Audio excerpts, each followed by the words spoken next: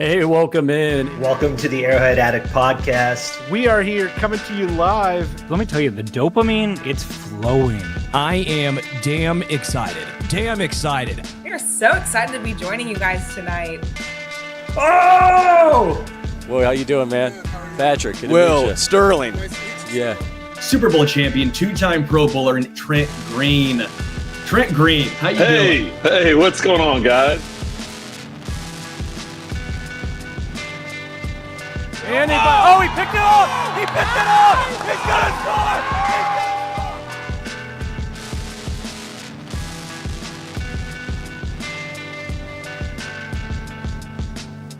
And we'll see you next week, but until then, as always, go Chiefs.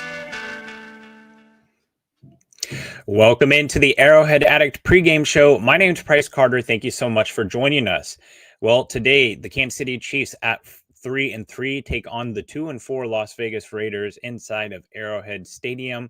Let's get to the key inactives for this game and then talk about some of the biggest factors of this game as the Chiefs get their first noon kickoff of the season here in Arrowhead Stadium. Obviously, one of the top headlines is going to be the return of Rashee Rice to the Chiefs lineup, among many other things. First, let's take a look at the inactives for this week. Speaking of key additions, key subtractions, the Raiders down honestly what are probably two out of their three best offensive players. Wide receiver Jacoby Myers, who is described as a game time decision, is out, as well as the all-world tight end Brock Bowers, the second-year tight end out of Georgia. Among other inactives for the Raiders, running back Zamir White, guard Caleb Rogers, J.J. Pegas, the defensive tackle out of Ole Miss, and Tonka Hemingway, the defensive tackle out of Iowa. For the Chiefs, what has been a notable storyline throughout this whole week has been tackle Josh Simmons. He is once again out for personal reasons, as well as Christian Fulton, his second week as a healthy scratch, tight end Jared Wiley, running back Elijah Mitchell, who has been a healthy scratch all year, and Malik Herring. So the Chiefs will be expected to go with Jalen Moore at left tackle once again this week. And, you know, I will say this about the Josh Simmons situation. The Chiefs have not made it any easier for people to not speculate about Josh Simmons simply because they've not really given us a whole lot of information. I am not going to sit here and speculate about it because quite frankly, it's pointless. We're never going to know. We're never going to get confirmation on what it is until they tell us. The reason why this is a storyline right now in Kansas City is simply where it intersects football. Players' personal lives and football lives are two very different situations. There's players on the team that have political beliefs that I may not agree with, but it doesn't really come up in my analysis of the team simply because it doesn't impact the football team. However, sometimes players' personal lives intersect their football lives. A good example of this is what we're seeing in Kansas City today with Rashee Rice returning to the field. His personal choices off the field impacted his on-field choices. Right now, with the Chiefs and Josh Simmons, we don't really care what the situation is with his personal life. What we do care about is where it's intersecting his football life. He's not showing up to work for 2 weeks, and the Chiefs basically aren't telling us anything. So again, we're not going to speculate on it. The only reason we're talking about it is because it does impact the football team. Now, what might not be news, but might be news is traditionally when the Chiefs make transactions, whether it be elevating a player from the practice squad, placing them on IR, or something like that, those moves tend to happen the day before a game day. The Chiefs notably have not added Josh Simmons to any sort of NFI list, non-football injury list. I noted since the Raiders are in town last year, Brock Bowers, the tight end, or not Brock Bowers, Michael Mayer, the other tight end for the Raiders, he was in a similar situation where he played the first 3 or 4 weeks of the season and then was just away from the team. No reason was ever really given other than personal reasons. He was placed on the NFI list, which is a minimum 4-week stay. He then returned to the team and finished out the year playing. Good news is Michael Mayer will play today on the field. So these things are not unprecedented. They have happened before. The Chiefs did not place Josh Simmons on that NFI list, which means there might be some optimism that he can return within the next couple of weeks. Otherwise, the Chiefs would essentially be wasting a roster spot with what could be a practice squad elevation. So that is something to monitor, but that's really all we need to say about Josh Simmons right now because we just don't know. And Jalen Moore will be the man getting the nod today at left tackle. He did a bang-up job against Aiden Hutchinson, an all-world edge rusher for the Lions. And he'll have another big task this week as the Raiders like to move Max Crosby along the line, though most of the time he does play on the left side of the defense, which would line him up over Jawan Taylor predominantly. Let's get to the weather report today. Here in Kansas City, it finally feels like football weather. It finally feels like fall. It is 57 degrees with a real field temperature of 58, wind gust up to 9 miles per hour. So a little bit of a wind, which is significant for a guy like Harrison Butker, who has been struggling to right the ship. So hopefully they will have him going, and maybe this is the first mistake-free day for Harrison Butker. Let's lead off right up here on the top when the Chiefs have the ball, because I think that's a lot of what you want to hear about Rashee Rice and how he's going to fit into this offense. I wrote about this week that the Chiefs have a problem that they haven't had in a very long time, and that is figuring out how to put all their offensive skill players together on the field together and how to make it make sense. You have obviously Rice, Worthy, Hollywood Brown. That's the trio that the Chiefs have been trying to get on the field together for months, for years, honestly. But the emergence of Tyquan Thornton and the resurgence of Travis Kelce have made this a little bit more challenging. Tyquan Thornton has been the most heavily targeted wide receiver down the field in the NFL. And to his credit, he has been open down the field consistently, time and time again.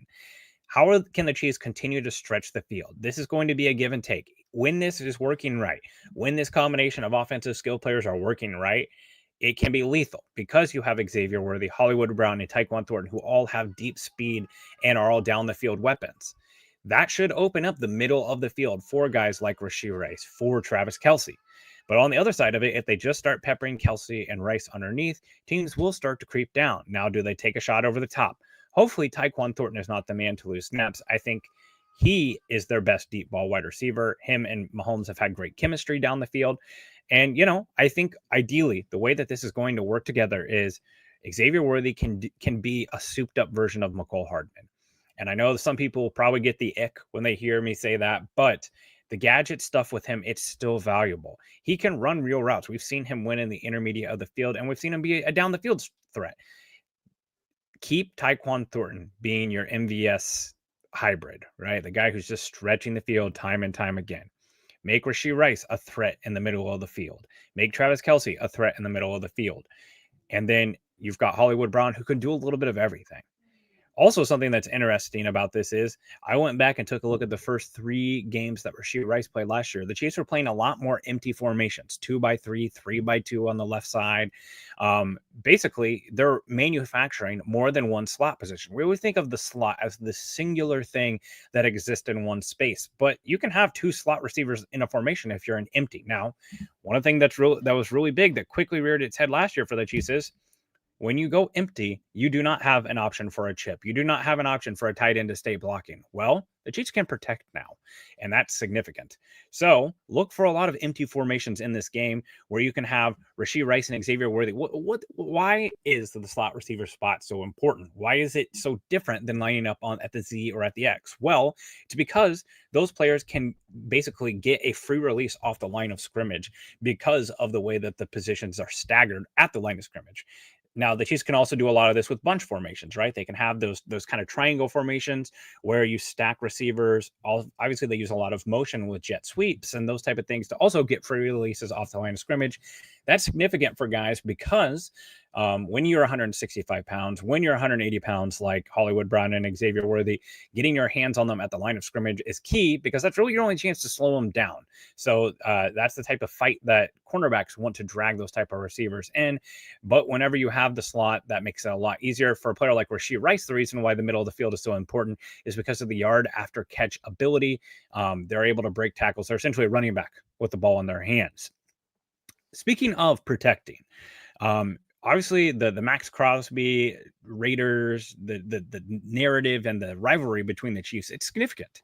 Max Crosby, we've seen some great games from him against the Chiefs. He is that one game record. And if we're talking about ways for this Broncos or this Raiders defense to stay in this game, it starts with Max Crosby.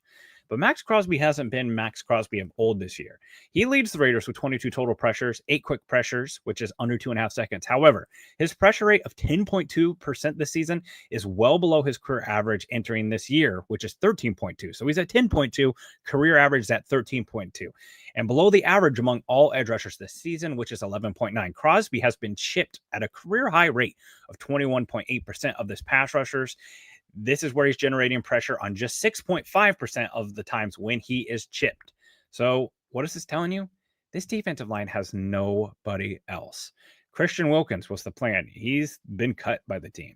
There's no one else who really is really winning on that defensive line. So we've seen the Chiefs be able to do this in the past. They've done this with Nick Bosa and some other players, right? Where they basically have a pass rush plan, a way to mitigate these players. So look for some read option. We've seen that from Mahomes, where the running back, he crashes down on the running back, Mahomes takes it out on the edge. We've seen that with the screen pass game. We've seen some of McCole Hardman's best games come against the 49ers because they've used him so perfectly in the jet sweep game. So look for them to have a plan with Max Crosby. Anytime he's going to be on the left or the right side of the formation, expect that guard, whether it be Kingsley Suamataia or Trey Smith, to provide some extra help. And, if they do choose to keep a back end or a tight end, that's where it begins too. After that, there's no one on this defense that's scaring you. This defense is running out a hilarious combination of linebackers. Elandon Roberts in the year 2025, Devin White in the year 2025, and Jamal Adams, the converted safety who is so bad at covering players that he is now just a full-time linebacker. This group of linebackers is begging to be taken advantage of by Travis Kelce and by Rashee Rice. And, I think there'll be some space there in the run game too. Don't be surprised when this Raiders defense is horrified to have players running down the field against them, right? So there's going to be a lot of open space for this defense in the middle of the field. These linebackers don't scare you, so do not be surprised if the Chiefs take full advantage of that. Now, I will say this. We just talked about this defense and how it's not really ripe with talent. The cornerbacks are among the worst groups in the NFL. Eric Stokes, Jeremy Chin, Isaiah Polomalu, Caillou Blue Kelly, Darnay Holmes. I mean, those names are just nobody that you recognize. However, with all that being said, the Raiders rank 10th in defensive DVOA this year. That might surprise you. Patrick Graham is a pretty good defensive coordinator. So how are they doing this? It's not with pressure. It's not with talent. Honestly, looking over their schedule, I'm inclined to say that most of that is schedule driven. They face the Patriots week 1, which is definitively their best win. But that's before this offense really got going with Drake May. That's week 1. Week 1's kind of a weird outlier. And let's be real, the Patriots aren't an offensive juggernaut. They're doing enough, and the defense is far improved. They lose to the Chargers. They give up 20 points. That's a pretty, all right defensive showing. They give up 41 to the Commanders. They give up 25 points to the Bears in what was a hilarious game. Then they face the Colts. They gave up 40. They give up 10 to the Titans. So you've got some pretty putrid teams there. I don't expect that defensive ranking to hold for much longer. So look for the Chiefs to take their shot over the top. There's nothing there in the safety group. What I would love to see, the Chiefs come out here and try to go over the top early. Even if they don't connect, put the fear in that defense that this is going to happen. I think everyone expects them to go to Rashee Rice early and often. Make this a everybody eat type of game, as everybody says, right? Like feed Tyquan Thornton, feed Xavier Worthy down the field. Then once those safeties are scared, have them start peppering over the middle of the field. Looking when the Chiefs are on defense and the Raiders have the ball. Look, man, Geno Smith, I constantly get told by NFL podcasters just how great Geno Smith is, and he's playing quarterback at a top 10 level. Every time Geno Smith is on my TV, he looks terrible. I am not going to discredit what those people say because I trust what those people say, but I ain't seen it with Geno Smith, and I have not been seeing it. Geno Smith has been, no joke, the biggest reason why the Raiders are where they are this year. He has been terrible in almost every way you cut it up. Most of all, interceptions. Geno Smith on the season, he has a 66% completion percentage, 1,350 yards, 7 touchdowns to 10 interceptions. So 5.4% of the time he's dropping back, he's throwing an interception. He's got 7.3 yards per attempt. He's been sacked on 8.8% of his dropbacks. That is also one of the highest rates in the NFL. This offensive line that the Raiders have, their best offensive lineman, Colton Miller, the left tackle, he will not be playing this game. He's on IR. So here's what the offensive line that the Raiders are going to be running out here. Stone Forsythe, Dylan Parham, Jordan Meredith, Jackson Powers Johnson, and DJ Glaze. Those are not creative player names in Madden. Those are all real NFL players. Obviously, Jackson Powers Johnson, I thought he looked better at center last year. High draft pick out of Oregon the year prior. They moved him to right guard for Jordan Meredith. DJ Glaze started at right tackle for them last year. There is nothing on this offensive line that says that the Chiefs pass rush cannot get home with 4. So that's what you want to see. More of the defense being able to get home with 4. Maybe this is a big Chris Jones game. That would be great to see, as the Chiefs pass rush has been applying pressure at a somewhat high rate, but hasn't really been able to get home effectively. Nick Bolton, he is a man whose number is going to be called early and often in this game, I expect. One of the few things that does scare you about this Raiders offense is going to be Ashton Jeanty. Ashton Jeanty, the number 7 overall pick out of Boise State, described as a generational running back prospect. Well, he hasn't really lived up to that billing so far. He does have some numbers, but that's because of the yards per the amount of attempts. He's got 3 touchdowns on the season. He has a total of 424 yards, but when you look at the yards per carry, averaging just 4 yards a carry. He has been a non-factor in the receiving game. 14 receptions for 73 yards. And his pass protection has been pretty suspect as well, too. He's just not been the weapon that they're expecting.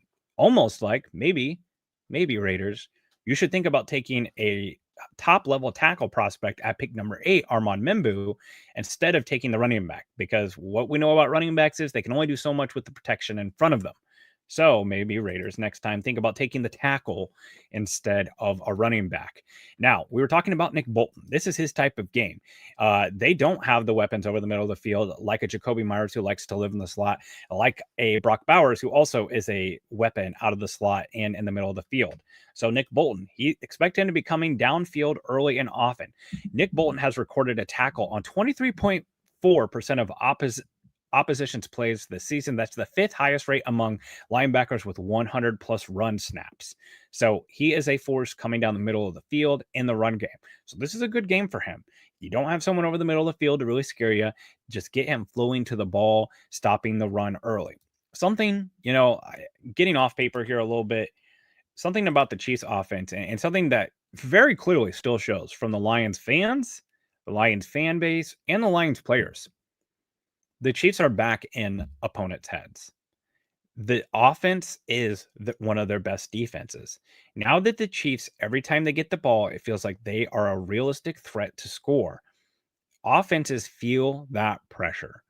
And all it takes is 1 or 2 3 and outs, 1 or 2 turnovers from a quarterback that leads the league in interceptions, and all of a sudden this thing can spiral. Now, that also makes teams dangerous because they're a cornered animal. We saw the Lions. They go for it on 4th down to start that series. They don't get it. They settle for 3.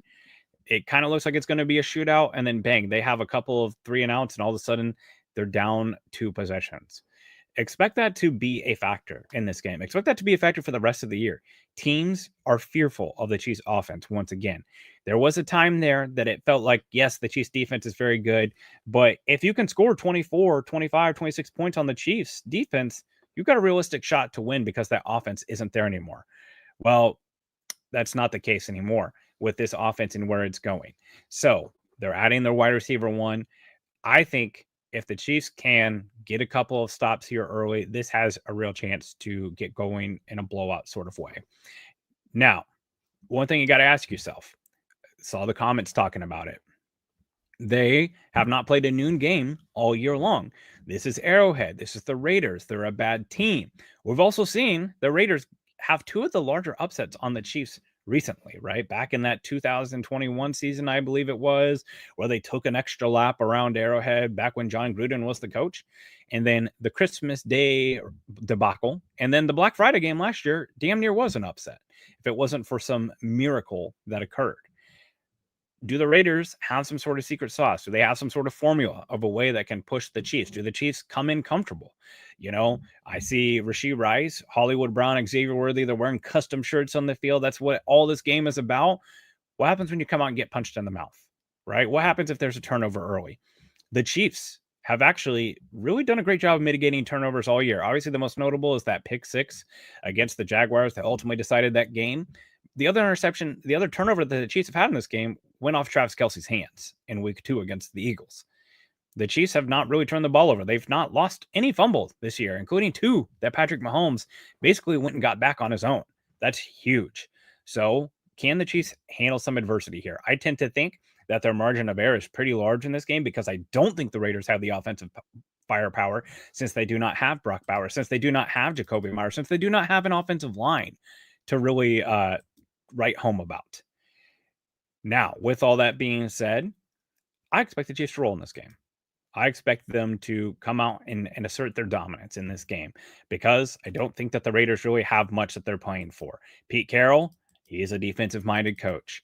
He's going to come out here and try to be conservative. They want to slow this game down. If you're writing the Raiders script for this game, you're planning on turning over the Chiefs at least once or twice. You're planning on Ashton Jeanty having a big day and Geno Smith just taking care of the ball and doing just enough to eke out some sort of 20-19 sort of win. And you're also planning on Max Crosby wrecking this game. What is so significant about this offensive line, and give Brett Veach credit, all these questions around Josh Simmons, and really the on-the-field product isn't in danger too much because of how well Jalen Moore played last week. He's got an easier assignment this week. Raiders defensive line is not as good as the Lions defensive line, even without Ali McNeil, even without DJ Reader. They have more talent on that defensive line than what the Raiders are bringing in here today. So look for the offensive line. Now, something that does stand out to me, Patrick Mahomes against the blitz. It's back. His ability to carve up the blitz. It used to just be a death wish for teams to blitz Patrick Mahomes. Well, in the last couple of years, that's changed because they couldn't protect, because they didn't have people who could get open quickly. The Raiders have blitzed on 40.7 of their opponents' dropbacks on third down. That's the 5th highest rate in the NFL. However, they've only generated pressure on just 45% of those blitzes, tied for the 9th lowest mark in the league. On the back end, opponents have completed 12 of 18 passes for 151 yards and 3 touchdowns against the blitz. Let's talk about Caillou Blue Kelly, one of the corners that's going to be playing this game. He's allowed 23 completions on 33% of his on 33 targets. That's a 69% completion rate for 363 yards and a touchdown. So Caillou Blue Kelly against the blitz, those things aren't working out. So if they're not going to be generating pressure because of the Chiefs' improved offensive line, because of Max Crosby struggles, and their blitzes aren't getting home, I'm just not seeing a real path for a victory for the Raiders. As we kind of start wrapping up the show here, let's talk about score predictions and maybe some players that you think can have a big impact on this game. So if you're in the chat, love seeing everyone in the chat. Go ahead and drop what you think your final score prediction is here. I see Sean Browning in the chat here with 35-17 Chiefs. Would not be mad about that at all. I talked about Nick Bolton. We talked about Jalen Moore stepping up again. I think, honestly, if you're talking about someone who needs to have a good game, it's got to be Juwan Taylor, because about 90% of the time, Max Crosby lines up on the right side of the offensive line. So that means Juwan Taylor is going to be seeing a heavy dose of Max Crosby. Juwan Taylor quietly stringing together 3 games straight of no penalties that are directly correlated to him. So let's not see things start to turmoil, things start to spin. It's when he starts getting picked on, that's when things start kind of spiraling for him. So let's not see that. Angry Drunken Germans in the chat, 28-13 Chiefs. I do think there is a chance that maybe that we're expecting fireworks and explosives from this Chiefs offense, and it's a lot more business, like it's a lot more 24-10 or something like that. One thing that I think is like possible and important in this game is like, hey, the Chiefs, they're finally healthy. Other than Josh Simmons, who is not a physical health issue that we know of, he's not here. Everyone else is. So can the Chiefs get Aiden O'Connell? Can they get Gardner Minshew some snaps in the second half of this game? Would be great to see. Joe Thilbert's in the chat, 38-14. Mary Lincoln's in the chat, 24-20 Chiefs. 31-13 from Metal Mike in the Chiefs. 28-13 in the chat from Angry Drunken German. Something that's kind of interesting about this game, I believe it's going to be Jim Nantz and Tony Romo on the call. CBS does just not have a lot of great games on that they're calling this game at noon. Feels like they're usually kind of held back for the primetime games, the big matchups. That's not going to be happening today. So it'd be interesting to see how that works. Let's see. Daniel Lopez in the chat. Chiefs are going to prove that they are in it for the remainder of the season. All key players are now present. Go Chiefs. Final 31-27 Chiefs. Look, man, if the only way that you come out of this game frustrated, other than a loss, is if the Chiefs offense can't get it. And even if the Chiefs offense doesn't get it going per se in this game, you might chalk it up to, well, they're getting all these new pieces worked in. They're getting all these new guys figuring it out. I do not want to see the Raiders have a day offensively. If we're talking about Ashton, Jeanty going for 150 and 2 or something in this game, that's going to be a little concerning. This Chiefs defense has way too much talent on it for them to be getting carved up by an offense like the Raiders, especially, again, with Jacoby Myers, their best wide receiver, with Brock Bowers, their best offensive playmaker, with their best offensive lineman, Colton Miller, the left tackle, all out in this game. There's really no excuses for this defense to not go out and really put the clamps on this Raiders team. We are going to be here celebrating and enjoying this game, this noon kick here at Arrowhead Addict. I will be back at halftime. Instead of listening to the talking heads talk about fantasy football highlights that you don't really care about, come back here, come hang out with me at halftime. We'll be talking about the key plays, the biggest stories, and what has to happen for the Chiefs to close out a victory. And then afterwards, join myself, Adam Best, and Sterling Holmes on the post-game celebration. Whether we're celebrating or sobbing, we'll be here, drink in hand, ready to talk about this game. So come join us, come celebrate, hopefully, and come, talk trash on the Raiders. It's really what's best. I need to change. I've got my Big Red's corn dog shirt on, which has the play art from the Super Bowl. So I promise it's not a Raiders shirt. All my red shirts were dirty. Just full disclosure, we're getting ready to do some traveling here. So running through the laundry right now, but come join me, come talk at halftime and post game. And as always, here from Arrowhead Addict, go Chiefs. Thanks for joining me.